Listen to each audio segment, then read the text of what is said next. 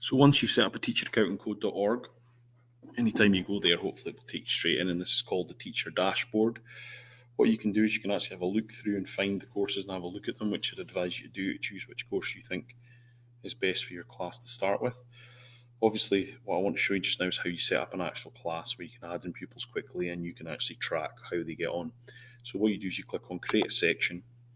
Even in S1, we still use picture passwords. So you choose the type of login, you give it a name. I'm going to call it P1 Course A because you might do different courses with them.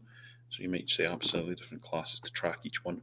The grades are American, but it's kindergarten 1, probably for primary 1. Doesn't really matter.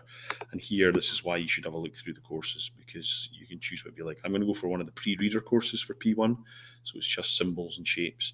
So I'm going to go with course A. There's other things you can set and you can allow, and then I'm just going to hit save. So there you can see I've made a section, I've made an actual class with my course.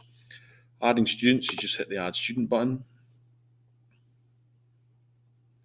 Now what you can do is it's quite easy to just add new student, individual student there, but really, really useful is add multiple students. So if you've got a class list like you already have in a spreadsheet, you can highlight, Control C, copy, go back in here, Control V, whole class at one time, done. You hit save all, and basically you've made that for your entire class.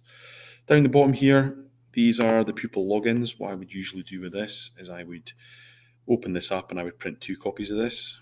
What you can see is the pupils are given the wee slip with the picture passwords. I'd cut them up, but I'd keep a copy for myself so they can use. Also, I would share this second link. This second link here, I would put on somewhere like Google Classroom, so the pupils just go straight to their classroom like normal. They would just click on the link and it would bring them here. So they don't have to navigate around code.org and find the correct course. They just type on their name, they pick their password, and it takes them into the course that you would see in all the lessons like we've seen before.